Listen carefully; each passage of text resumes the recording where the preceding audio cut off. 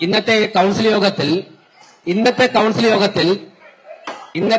യോഗത്തിൽ ലീവ് അറിയിച്ചിട്ടുള്ളത് Vazhottukonam councillor Sugathan Viyyur central jail superintendent മുഖേന അദ്ദേഹത്തിന് ഹാജരാകാൻ കഴിയില്ല എന്ന് അറിയിച്ചിട്ടുണ്ട്.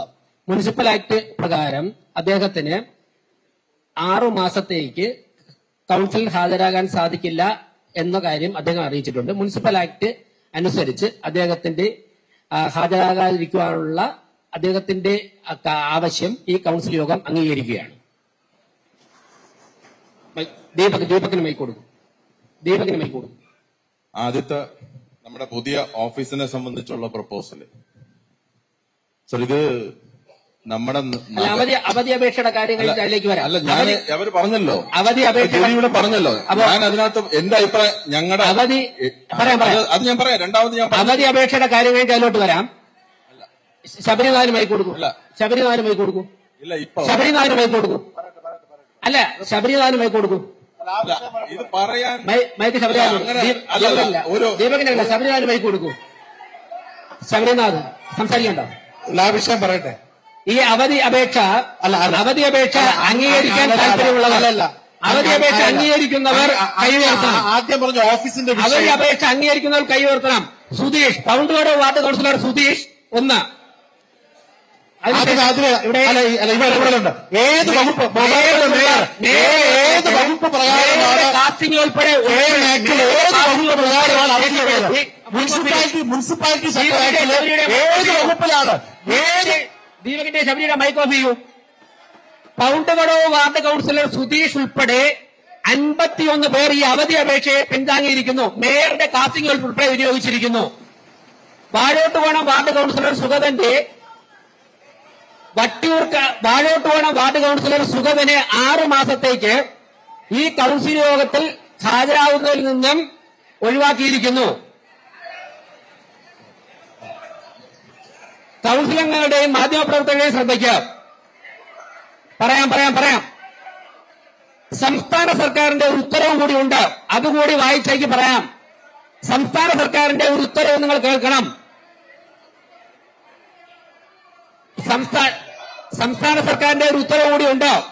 51 കൌൺസിലർമാർ അംഗീകരിച്ച സ്ഥിതിക്ക് മേയറുടെ കാസ്റ്റിംഗ് ഉൾപ്പെടെ പൗണ്ടുകടവ് വാർഡ് കൌൺസിലർ സുധീഷ് ഉൾപ്പെടെ ഈ അവധി അപേക്ഷയെ അംഗീകരിച്ച സാഹചര്യത്തിൽ സുഗതനെ കൌൺസിലിൽ ഹാജരാകുന്നതിൽ നിന്നും 6 മാസത്തേക്ക് സുഗതനെ ഒഴിവാക്കിയിരിക്കുന്നു. അടുത്ത കാര്യം, മാധ്യമപ്രവർത്തകരും കൌൺസിലർമാരും ശ്രദ്ധിക്കണം. സംസ്ഥാന സർക്കാരിന്റെ ആഭ്യന്തര വകുപ്പ്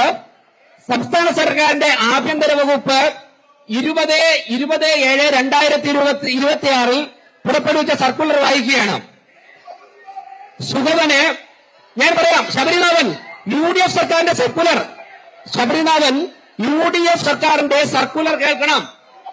ശബരിനാഥൻ അങ്ങ് UDF നേതാവാണെങ്കിൽ അങ്ങയുടെ സർക്കാരിന്റെ സർക്കുലർ ഒന്ന് കേൾക്കണം. അതായത് തിരുവനന്തപുരം കോർപ്പറേഷന്റെ കൌൺസിൽ യോഗത്തിൽ ഹാജരാകാൻ ആവശ്യപ്പെട്ടുകൊണ്ട് വിയ്യൂർ ജയിൽ സൂപ്രണ്ടിന് സുഗതൻ കൊടുത്തിരുന്ന അപേക്ഷയിൽ സംസ്ഥാന സർക്കാരിലേക്ക് അയച്ചു. ആ അപേക്ഷയിൽ സംസ്ഥാന സർക്കാരിന്റെ മറുപടി സൂചനയിലേക്ക് ശ്രദ്ധ ക്ഷണിക്കുന്നു. തിരുവനന്തപുരം കോർപ്പറേഷന്റെ കൌൺസിൽ യോഗങ്ങൾ പങ്കെടുക്കുന്നതിനായി എസ്കോർട്ട് പരോൾ അനുവദിക്കണമെന്ന താങ്കളുടെ കത്തിലെ ആവശ്യം സർക്കാർ നിരസിച്ചിരുന്നു. മേൽ സാഹചര്യത്തിൽ കോർപ്പറേഷൻ കൌൺസിൽ യോഗ നടപടിക്രമങ്ങളിലും മറ്റും താങ്കൾക്ക് നേരിട്ട് പങ്കെടുക്കാൻ സാധിക്കില്ലെങ്കിലും താങ്കളുടെ കൌൺസിലർ സ്ഥാനത്തിന് അയോഗ്യത വരാതിരിക്കാൻ ജയിൽ സൂപ്രണ്ട് മുഖേന തിരുവനന്തപുരം കോർപ്പറേഷൻ കൌൺസിലിന് അപേക്ഷ സമർപ്പിക്കാൻ താങ്കൾക്ക് അനുവാദമുണ്ടായിരിക്കുന്നതാണ്. മുനിസിപ്പാലിറ്റി ആക്ട് അനുസരിച്ച് കോർപ്പറേഷൻ കൌൺസിൽ ഈ അവധി അപേക്ഷ വോട്ടിനിട്ട് അംഗീകരിക്കുകയാണെങ്കിൽ താങ്കളുടെ കൌൺസിൽ സ്ഥാനം സുരക്ഷിതമായിരിക്കുമെന്ന് അറിയിക്കുന്നു. ഇത് സംസ്ഥാന സർക്കാരിന്റെ ആഭ്യന്തര വകുപ്പ് 2026 7-ാം മാസം 2-ാം തീയതി പുറപ്പെടുവിച്ച സർക്കുലറാണ്. സുഗതനെ ഹാജരാവാതിരിക്കാൻ വേണ്ടി അപേക്ഷ സമർപ്പിക്കാമെന്ന് ശബരിനാഥ UDF സർക്കാരിന്റെ ആഭ്യന്തര വകുപ്പിന്റെ സർക്കുലറാണ്. ആർക്ക് വേണമെങ്കിൽ പരിശോധിക്കാം. തൃശൂർ ജയിൽ സൂപ്രണ്ട് മുഖാന്തരമാണ് സമർപ്പിച്ചിരിക്കുന്നത്. ഈ കൌൺസിൽ യോഗം കഴിയുമ്പോഴേക്കും മാധ്യമങ്ങൾക്ക് ഇതിന്റെ കോപ്പി തരുന്നതാണ്. കൌൺസിൽ യോഗം അടുത്ത അജണ്ടയിലേക്ക് കടക്കുകയാണ്.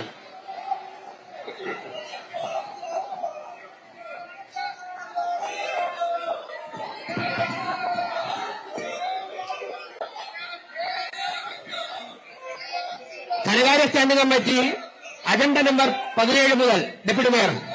ധനകാര്യ സ്റ്റാൻഡിംഗ് കമ്മിറ്റി പാസാക്കിയ 17 മുതൽ 46 വരെയുള്ള അജണ്ടകളും 113, 131 വരെയുള്ള അജണ്ടകളും അതുപോലെ സപ്ലിമെന്ററികളുടെ 1 മുതൽ 12 വരെയുള്ള അജണ്ടകളും കൌൺസിൽ മുമ്പാകെ. ഫിനാൻസ് സ്റ്റാൻഡിംഗ് കമ്മിറ്റിയുടെ അജണ്ടയിൽ ആർക്കെങ്കിലും അഭിപ്രായം പറയാനോ ചർച്ചയിൽ പങ്കെടുക്കാനുള്ള സമയമാണ്. എന്തെങ്കിലും നിർദ്ദേശങ്ങൾ ഉണ്ടെങ്കിൽ സമർപ്പിക്കാം.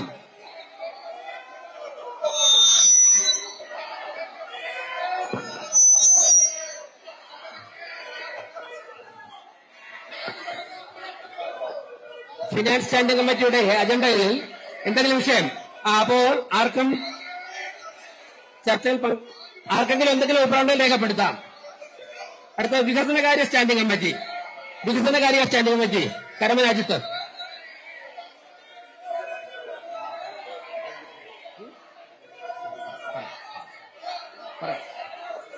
വികസന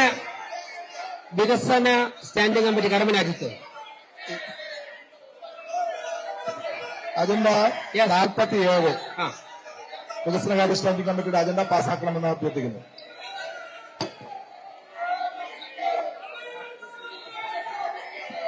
മരാമത്ത് സ്റ്റാൻഡിംഗ് കമ്മിറ്റിയുടെ എല്ലാ അജണ്ടയും പാസ്സായി പ്രഖ്യാപിച്ചിരിക്കുന്നു. വികസന സ്റ്റാൻഡിംഗ് കമ്മിറ്റിയുടെ എല്ലാ അജണ്ടകളും പാസ്സായി പ്രഖ്യാപിച്ചിരിക്കുന്നു. 3 ക്ഷേമകാര്യ സ്റ്റാൻഡിംഗ് കമ്മിറ്റി. സത്യവതി പറയൂ. ബഹുമാനപ്പെട്ട മേയർ, നമ്മുടെ അജണ്ടയിലെ 48, 55, 57, 70 മുതൽ 74 വരെയും 76 മുതൽ 79 വരെയും 82 മുതൽ 84 വരെയും 86 മുതൽ 88 വരെയും 91 മുതൽ 94 വരെയും 99 മുതൽ 107 വരെയും 114 മുതൽ 121 വരെയും സപ്ലിമെന്റിലെ 1-ാമത്തെ അജണ്ടയും 56-ാമത്തെ അജണ്ടയും 68-ാമത്തെ അജണ്ടയും 90 മുതൽ 99 വരെ അജണ്ടയും 96 മുതൽ 108 വരെ അജണ്ടയും കൌൺസിൽ മുന്നാകെ. എല്ലാം കഴിഞ്ഞല്ലോ. ശരി. ക്ഷേമകാര്യ സ്റ്റാൻഡിംഗ് കമ്മിറ്റിയിൽ ഏതെങ്കിലും അജണ്ടയിൽ ചർച്ചയിൽ എന്തെങ്കിലും അഭിപ്രായമുണ്ടോ ആർക്കെങ്കിലും? അപ്പോൾ ക്ഷേമകാര്യ സ്റ്റാൻഡിംഗ് കമ്മിറ്റിയുടെ എല്ലാ അജണ്ടയും പാസ്സായിരിക്കുന്നു. ആരോഗ്യകാര്യ standing committee chairman Shri M R Devan. Sir, 41 മുതൽ 48 വരെയും 122 മുതൽ 125 വരെയും 1 മുതൽ 47 വരെയുമുള്ള അജണ്ട കൌൺസിൽ അംഗങ്ങൾ വിശദമായി ചർച്ച ചെയ്ത് പാസാക്കണമെന്ന് സവിനയം താൽപര്യപ്പെടുന്നു.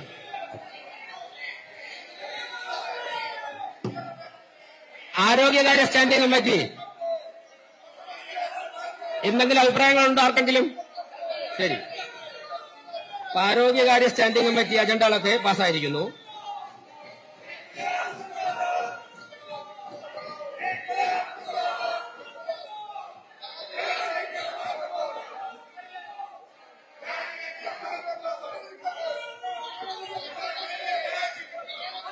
മരാമത്ത് സ്റ്റാൻഡിംഗ് കമ്മിറ്റി പറയാം.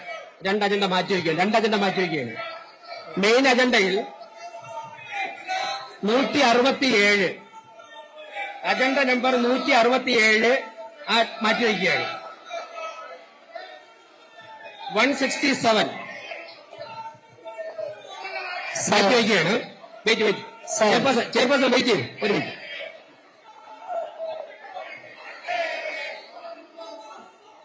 സപ്ലിമെന്ററി അജണ്ടയിൽ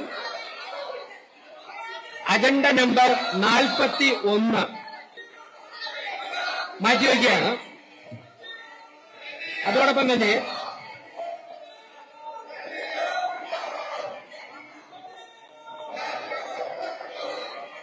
അജണ്ട നമ്പർ 45 മാറ്റിവെക്കുകയാണ്.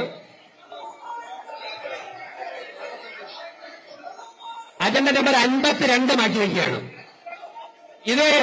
ഇതൊഴിയുള്ള ബാക്കിയുള്ള അവതരിപ്പിക്കാം. സാർ, മരാമത്ത് കാര്യ സ്റ്റാൻഡിംഗ് കമ്മിറ്റിയുടെ മെയിൻ അജണ്ടയിലുള്ള 27, 28, 30, 90, 95, 126 മുതൽ 191 വരെ അതിനകത്ത് മേയർ പറഞ്ഞ 167 മാറ്റിവെച്ചുകൊണ്ട് അതുപോലെ തന്നെ സപ്ലിമെന്ററി അജണ്ടയിൽ പേജ് നമ്പർ 43 മുതൽ 68 വരെ 1 മുതൽ 57 വരെ ഉള്ളതിൽ 41, 43, 52 മാറ്റിവെച്ചുകൊണ്ട് കൌൺസിൽ അംഗീകാരത്തിനായി സമർപ്പിക്കുന്നു.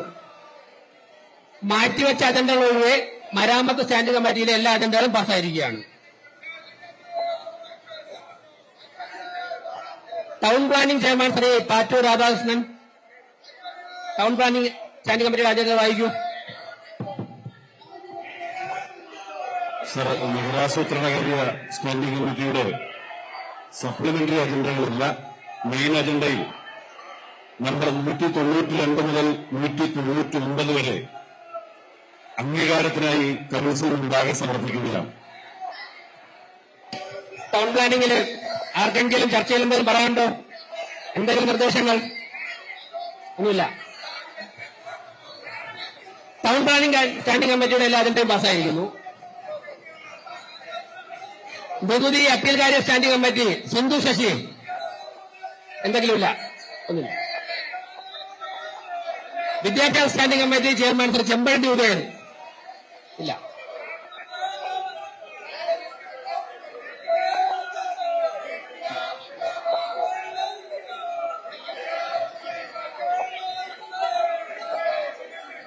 അജണ്ട നമ്പർ 2 വാർഡ് കമ്മിറ്റികൾക്ക് അംഗീകാരം കൊടുക്കുന്നത് നേരത്തെ പറഞ്ഞില്ലായിരുന്നു. അജണ്ട നമ്പർ 2 വാർഡ് കമ്മിറ്റികൾക്ക് അംഗീകാരം കൊടുക്കാനുള്ള അജണ്ട പാസ്സായിരിക്കുകയാണ്. ഫിനാൻസ് സ്റ്റാൻഡിംഗ് കമ്മിറ്റിയുടെ അജണ്ട നേരത്തെ അവതരിപ്പിച്ചു, പാസ്സായിരിക്കുകയാണ്. മരാമത്ത് സ്റ്റാൻഡിംഗ് കമ്മിറ്റിയിൽ നമ്പറുകൾ വായിച്ച് ഒഴിവാക്കിയ അജണ്ട ഒഴികെ ബാക്കി എല്ലാ അജണ്ടകളും പാസ്സായിരിക്കുകയാണ്.